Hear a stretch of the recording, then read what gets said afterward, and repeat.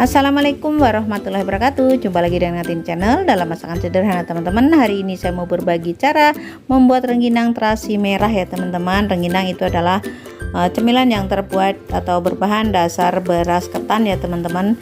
Dan ini selain bisa dinikmati bersama keluarga, cemilan yang satu ini juga bisa buat ide jualan ya teman-teman, atau untuk isian toples ketika lebaran atau hari raya lainnya. Juga biasa dicari ketika orang-orang mau mengadakan pesta ya teman-teman, sebagai jamuan para tamu ya teman-teman.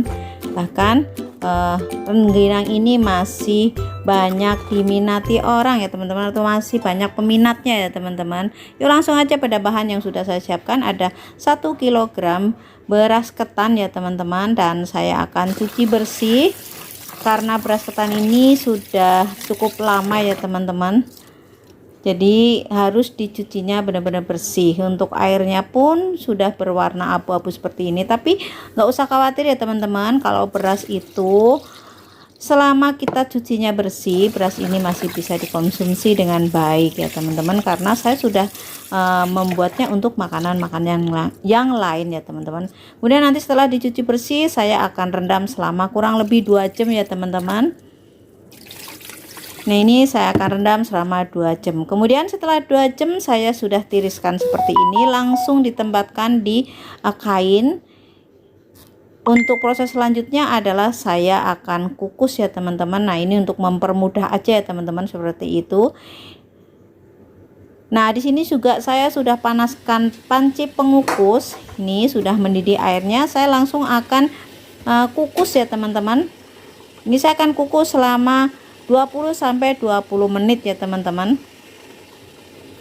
Saya akan tutup sambil nunggu beras ketannya matang tanak. Di sini saya sudah siapkan bumbunya, ada bawang putih, ada ketumbar, kemudian ada garam, ada terasi, kemudian ada penyedap rasa, ini kaldu ayam ya teman-teman. Untuk takarannya nanti saya akan tulis lengkap di kolom deskripsi ya teman-teman. Dan saya akan ulek, terutama bawang putih sama ketumbarnya harus halus ya teman-teman.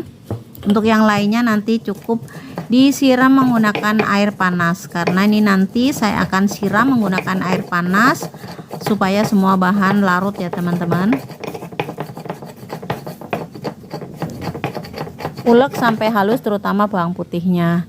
Di sini saya sudah siapkan mangkok yang besar karena ini nanti sekalian untuk ngaronin ya teman-teman. Oh ya teman-teman, jika teman-teman nggak ada terasi merah, teman-teman boleh menggunakan terasi biasa ya teman-teman, atau mungkin bisa menggunakan udang rebon ataupun teri Medan. Diulek halus seperti ini juga ya teman-teman. Tapi biasanya orang menggunakan terasi merah, cuman tidak harus terasi merah.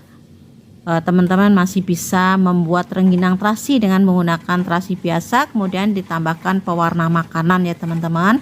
Nanti warnanya juga akan sama merah seperti ini. Nah, ini saya akan angkat ketannya karena ini sudah 25 menit ya teman-teman. Saya akan angkat. Nah, dengan cara ditempatkan kain kayak gini kita akan mudah mengangkatnya ya teman-teman. Nah, ini sudah diangkat. Saya akan masukkan nasi ketannya yang baru setengah matang ini ke dalam larutan bumbu yang sudah kita bikin ini ya.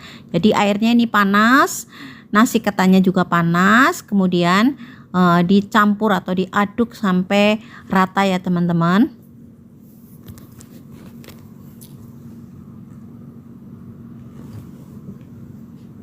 Teman-teman juga boleh di tes rasa ya, kurang asin atau apa gitu, bisa ditambahkan. Ini aduk sampai rata ya teman-teman. Setelah diaduk rata nanti saya akan istirahatkan kurang lebih selama 10 menit supaya airnya nyerap atau bumbu-bumbunya nyerap ke dalam nasi ketannya ya teman-teman. Nah, ini setelah 10 menit saya buka dan saya akan aduk-aduk dulu sebentar sebelum nanti saya akan kukus kembali ya teman-teman. Seperti mengukus beras tadi, saya akan masukkan juga ke kain pengukus supaya nanti ngangkatnya lebih mudah. Nah, ini masukkan ke sini. Jadi ini sudah setengah matang ya teman-teman.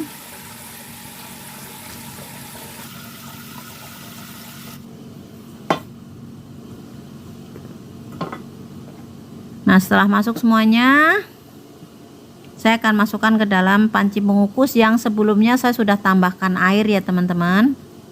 Ini sudah mendidih lagi.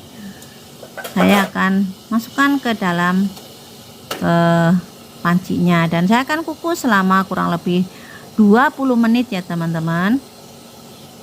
Sesekali teman-teman boleh dilihat barangkali tengahnya masih belum matang.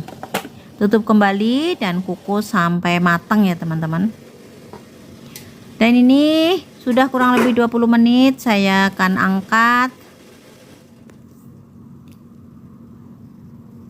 ketannya dan saya akan tuang lagi ke dalam mangkok besar tadi dan siap untuk dicetak. Nah, ini sudah matang ya teman-teman. Warnanya juga cantik. Nah, seperti ini. Dan siap untuk dicetak. Teman-teman boleh mencetaknya dengan alat apa aja, tapi saya nanti akan mencetak dengan tutup toples ya. Atau mungkin secara manual, tidak usah dicetak. Juga bisa ya. Kalau orang zaman dulu bikin nggak perlu dicetak-cetak. Langsung aja taruh di tampah atau di nampan gitu ya teman-teman. Nah, ini saya menggunakan alat tampah seperti ini. Kemudian ini alat pencetaknya, teman-teman bebas boleh menggunakan alat cetak, juga boleh secara manual ya teman-teman. Nah, ini nyetaknya seperti ini, jangan ditekan-tekan ya teman-teman, asal dibentuk begini aja, asal di ratakan aja. Dan jika teman-teman bisa dengan cara sampai tipis juga nggak apa-apa ya teman-teman. Tapi ini saya kayaknya agak sedikit tebel karena ini panasnya juga lagi bagus. Nah, jangan dipadatkan ya teman-teman, sekali lagi jangan dipadatkan. Selain menggunakan terasi untuk rengginang, juga bisa menggunakan yang ori ya teman-teman. Tuh, bentuknya bagus nanti teman-teman. Nah, ini saya tuang di plastik dulu. Kenapa? Supaya nanti bagian atas tetap di atas, bagian bawah tetap di bawah ketika dijemur ya teman-teman.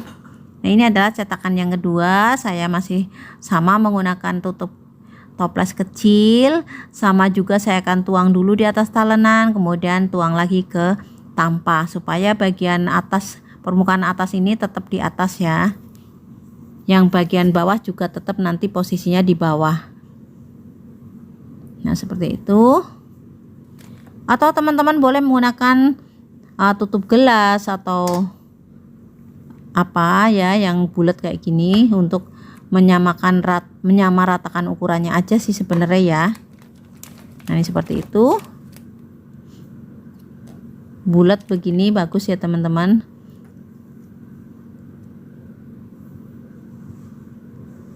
Nah, ini adalah cetakan yang ketiga.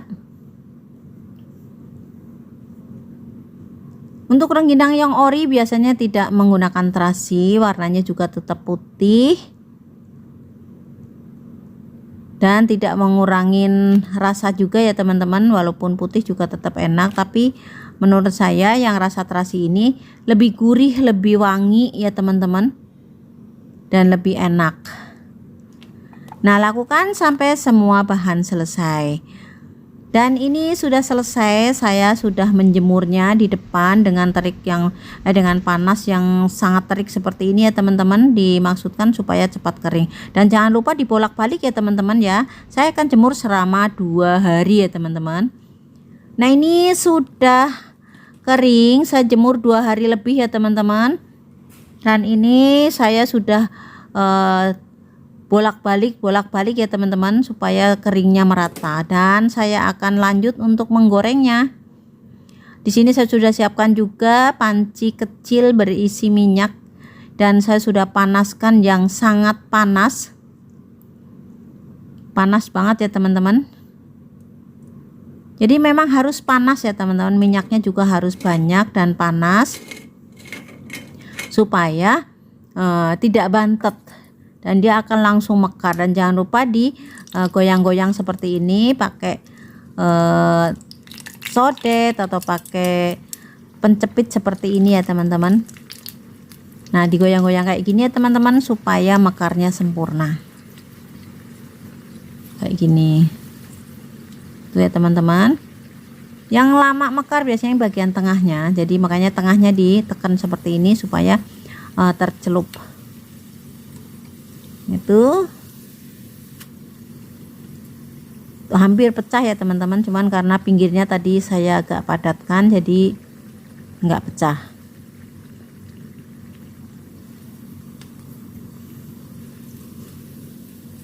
Sebenarnya saya suka rengginang tuh yang kecil-kecil gitu ya teman-teman, gorengnya mudah, walaupun minyaknya sedikit juga dia tetap matang. Cuman kalau yang kecil-kecil banget tampilannya aja yang kurang cantik ya teman-teman.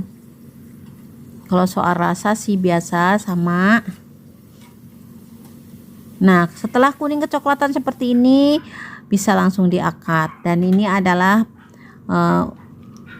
gorengan yang kedua ya teman-teman.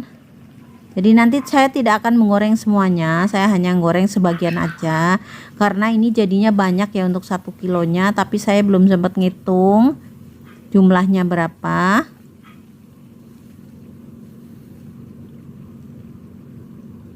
Nah, ini masih bisa mekar lagi ya teman-teman. Dan jika teman-teman pengen yang rasanya nggak terlalu kering ya, jangan terlalu kecoklatan ya teman-teman. Tapi kalau saya lebih suka yang coklat kayak gini.